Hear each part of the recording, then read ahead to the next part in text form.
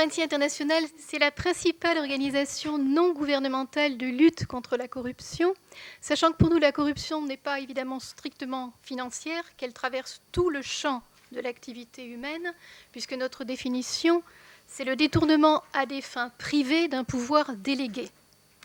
Par ailleurs, on considère, et on le voit de plus en plus, qu'elle frappe d'abord les pays les plus pauvres et les plus pauvres dans tous les pays, si vous voulez. Voilà.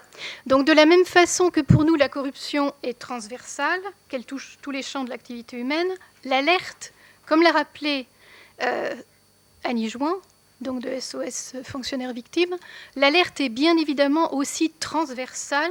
Donc le droit d'alerte doit être soit global pour tous les champs de l'activité humaine et pour public, privé, associatif. Vous avez soit le droit global, soit un droit sectoriel. Voilà. Donc, je vais essayer de ne pas être trop aride. J'ai distribué, malheureusement, il y avait très peu de copies, donc on vous l'enverra en lien rapidement parce que je crois que le tableau qu'on avait prévu n'est pas compréhensible. Vous avez aujourd'hui 5 lois sectorielles en France, contradictoires, paradoxales et lacunaires. Donc il y a un tableau avec ces 5 lois. Pardon. Oui. Voilà. Alors, vous avez d'un côté les lois avec ce qu'elles protègent et ce qu'elles oublient de protéger, et si elles protègent soit le public, soit le privé, soit tout le monde, parce qu'elles fluctuent. Et vous avez de l'autre côté les définitions au niveau de l'Europe, la nôtre et la loi française. Donc, qu'est-ce que c'est que l'alerte éthique et qu'est-ce que c'est qu'un lanceur d'alerte? Et les principes généraux des standards internationaux. Donc, je vous montre juste cela parce qu'un certain nombre de vous l'ont, donc peut-être vous pouvez vous le distribuer, sinon vous l'aurez. Ce qui est intéressant, c'est de voir en noir les principes généraux que nous devrions avoir dans la législation et en rouge ce que la France a, qui est une toute petite portion infime.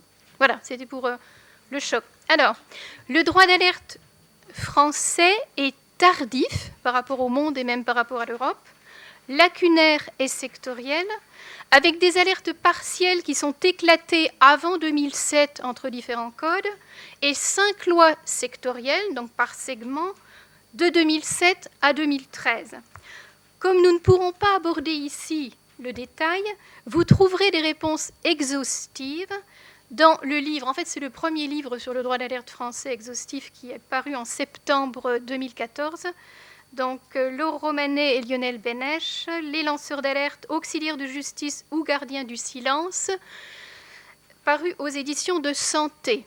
Vous trouverez des réponses succinctes dans le guide à l'usage du lanceur d'alerte français, qui est en ligne sur le site de Transparency. On a aussi une base juridique internationale, européenne, avec des répercussions en France, évidemment, et la législation française. Donc là, vous avez des réponses succinctes. Je vous signale parce que c'est intéressant. Alors, dans ce guide pratique à l'usage du lanceur d'alerte français, ce que vous trouvez en plus et qui peut être utile, ce sont les jurisprudences favorables aux lanceurs d'alerte en France, existantes, et devant la Cour européenne des droits de l'homme. Si vous êtes en procès ou si vous allez en procès, ça peut toujours aider vos avocats ou les victimes. Voilà. Donc, les éditions Dalloz, et je pense qu'historiquement, c'est intéressant. Les éditions Dalloz viennent de publier le premier dossier sur les lanceurs d'alerte en droit public français, le 24 novembre. Vous voyez à quel point c'est récent. Et je pense que plusieurs d'entre vous connaissent déjà ce petit manuel de désobéissance citoyenne de William Bourdon. Voilà, c'était très rapidement les instruments où vous pouvez trouver tout ce que je ne pourrais pas dire aujourd'hui pour aller effectivement au fond des choses. Alors le droit d'alerte fait l'objet de débats parlementaires depuis près de 50 ans dans le monde, 25 ans en Europe, je parle des débats parlementaires, 3 ans en France. On pourrait le voir naître en Suède en 1766 avec la première loi connue sur la liberté d'information, aux États-Unis en 1777, quand le Congrès naissant vote la première loi pour protéger des salariés suite à des cas de torture dans la marine.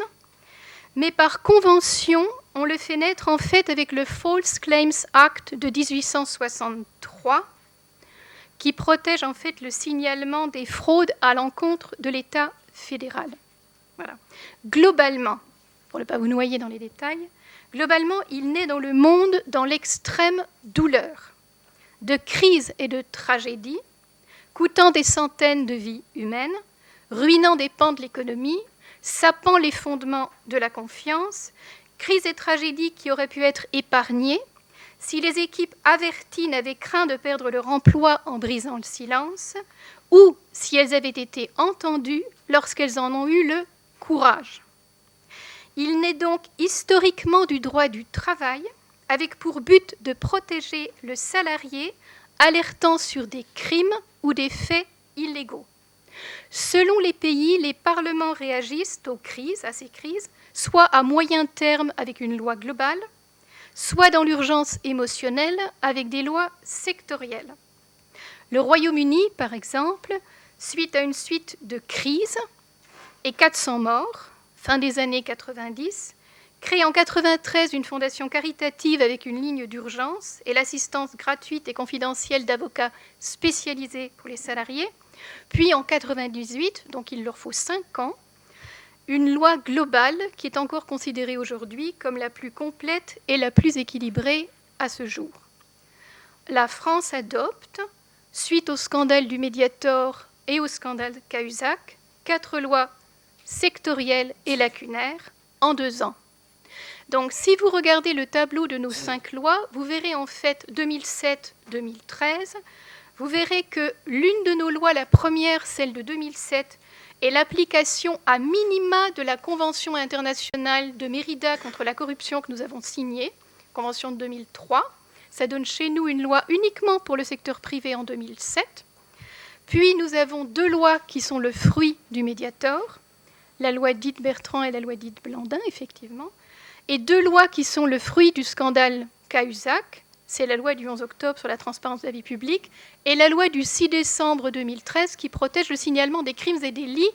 Alors, regardez qu'il a fallu attendre le 6 décembre 2013 pour qu'en France, on protège le signalement des crimes et délits.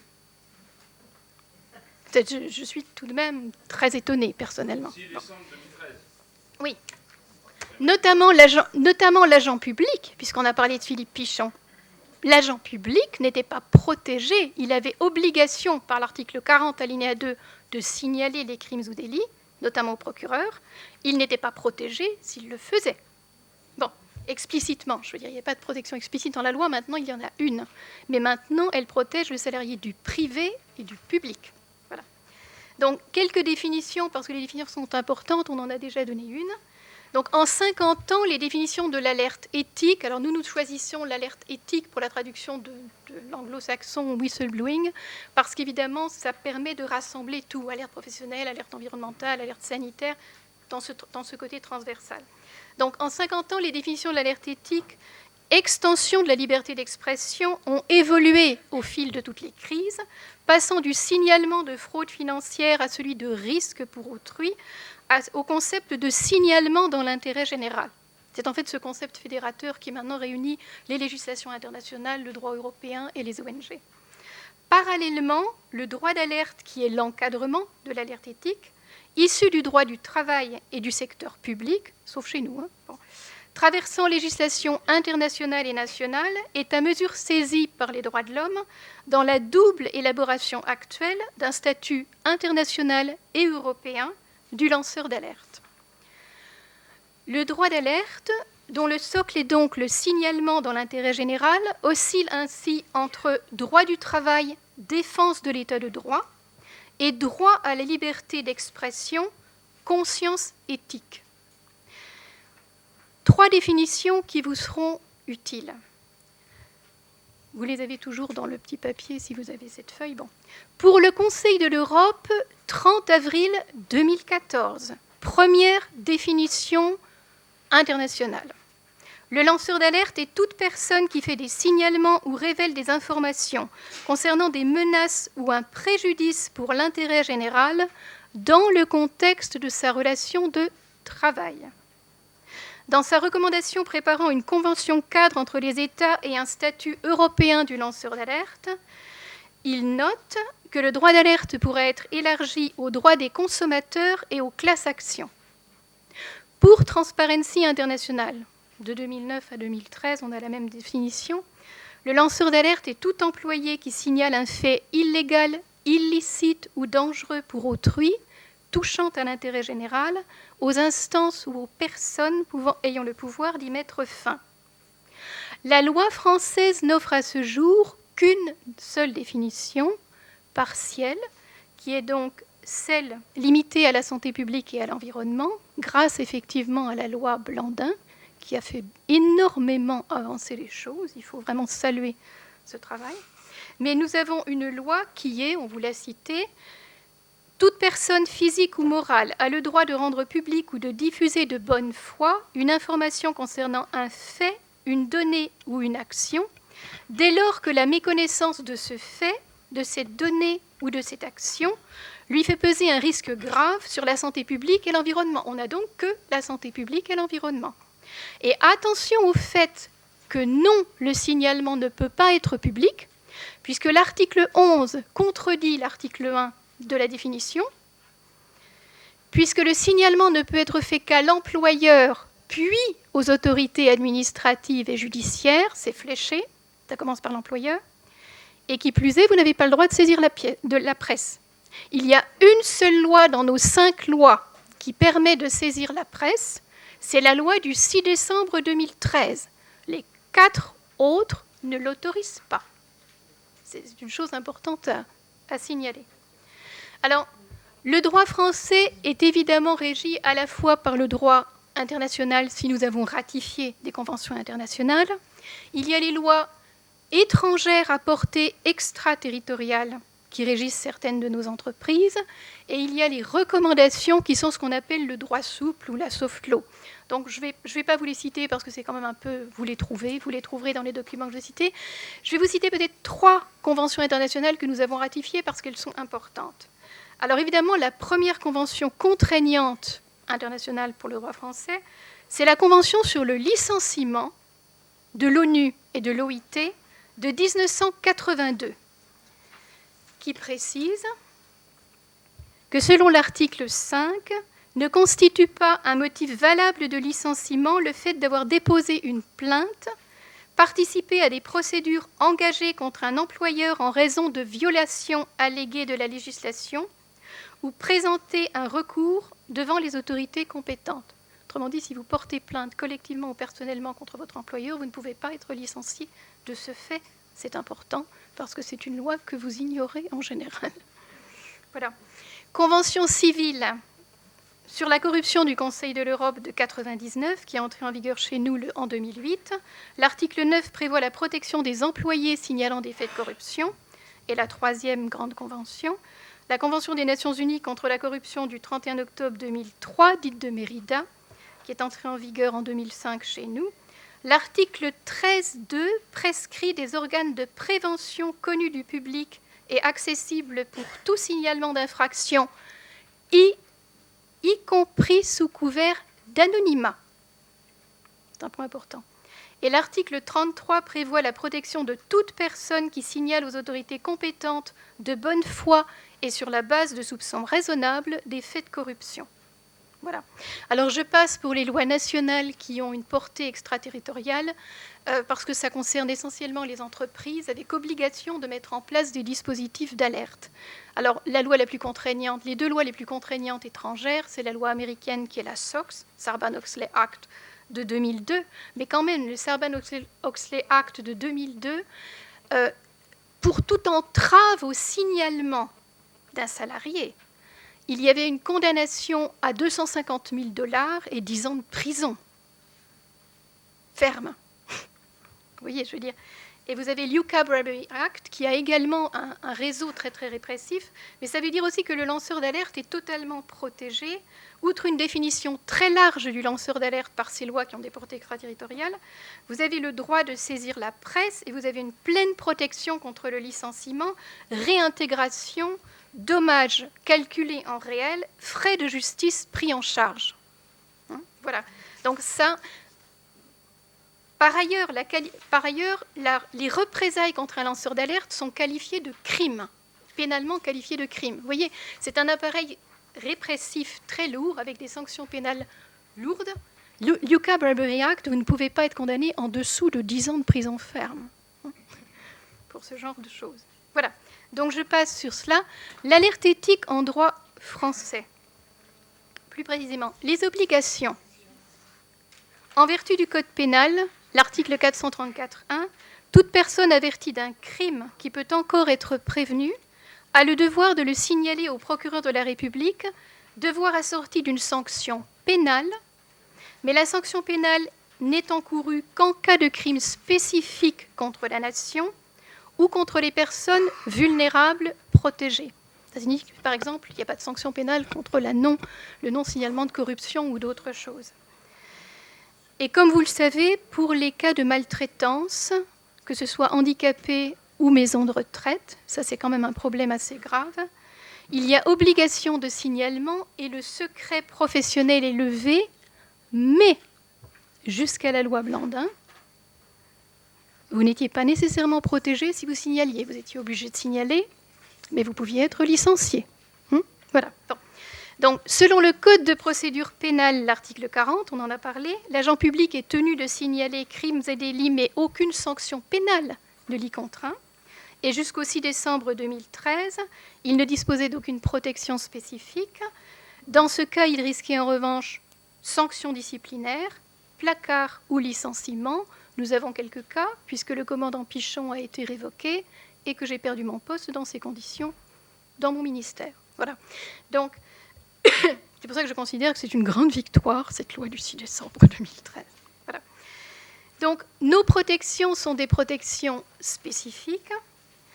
La législation française est donc aujourd'hui composée par 5 lois segmentaires, sans autorité indépendante, ni sanction pénale pour les contrevenants. Vous avez donc la loi du 13 novembre 2007, en vigueur au 1er mars 2008, qui instaure une protection contre toute représaille pour le salarié du secteur privé qui signale de bonne foi des faits de corruption constatés dans l'exercice de ses fonctions, avec renversement de la charge de la preuve. Le renversement de la charge de la preuve, qui est dans nos 5 lois aujourd'hui, signifie qu'il appartient à l'employeur de prouver au-delà de tout doute raisonnable que si vous êtes licencié ou victime de représailles, ce n'est pas à cause de votre alerte. C'est très important, ce standard. Donc, la loi du 29 décembre 2011, dite Bertrand, relative au renforcement de la sécurité sanitaire du médicament et des produits de santé, protège le signalement de faits relatifs à la sécurité des produits mentionnés par un article de santé, avec le même renversement de la charge de la preuve, mais le licenciement est omis de la liste des protections. Ils l'ont oublié. La loi du 16 avril 2013, dite Blandin, relative à l'indépendance de l'expertise en matière de santé et d'environnement et à la protection des lanceurs d'alerte, offre la première définition restreinte du lanceur d'alerte. Elle instaure une protection pour les personnes physiques et morales qui signalent des faits relatifs à un risque grave pour la santé publique et l'environnement, avec renversement de la charge de la preuve.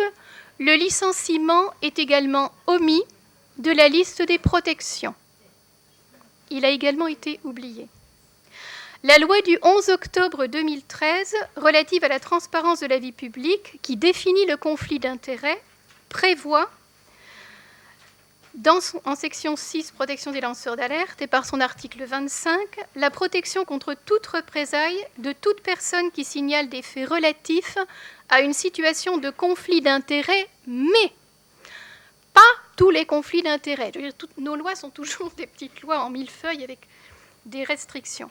Donc nous ne pouvons signaler que les conflits d'intérêts des membres du gouvernement, des élus et des hauts fonctionnaires, avec une liste qui est définie dans 2 articles, les articles 4 et 11, toujours avec renversement de la charge de la preuve.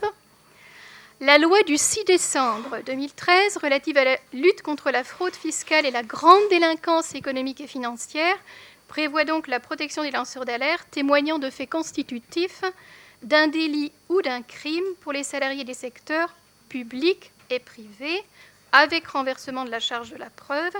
Et vous avez la possibilité d'être... Oui. Vous avez la possibilité d'être mis en relation avec le service central de prévention de la corruption. Alors, je vais en venir à ce qui vous importe, c'est-à-dire les prochaines étapes. Où allons-nous? Alors, on peut saluer les progrès considérables de l'année 2013 en matière de droit d'alerte. Cependant, selon le Conseil de l'Europe ou les standards internationaux, pour qu'une telle législation soit efficace, une loi globale spécifique est préférable pour la sécurité juridique. Les canaux et les procédures doivent être clairs et sécurisés. Enfin, une agence indépendante doit recueillir, traiter, suivre l'alerte, évaluer et publier les données. Or, avec 5 lois segmentaires, la France dispose d'une législation lacunaire, sans définition globale du lanceur d'alerte, ni canaux sécurisés internes ou externes, ni garantie de confidentialité, ni possibilité d'anonymat, ni agence indépendante, ni sanction pénale pour les auteurs de représailles, ni fonds de dotation, ni fondation pour les victimes, ni prévention, ni évaluation.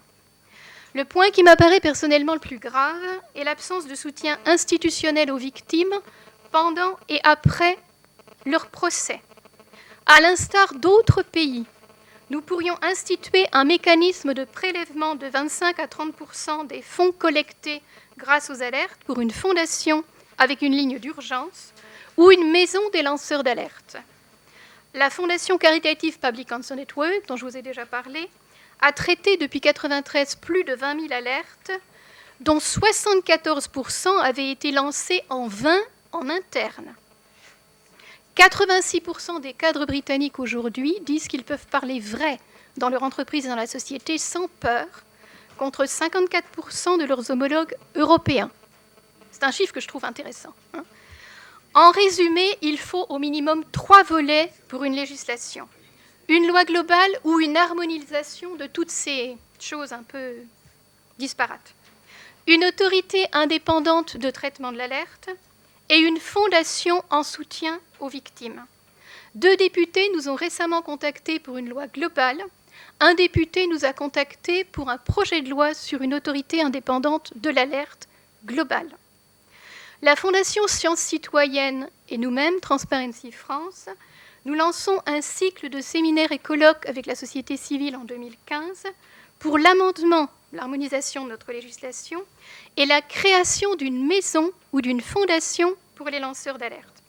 Le premier colloque, qui sera consacré à la sécurisation des canaux et des procédures, et au sujet sensible, c'est-à-dire confidentialité et anonymat, sécurité nationale, secret des affaires, devoir de réserve, se tiendra à l'Assemblée nationale le 4 février 2015. Je vous remercie.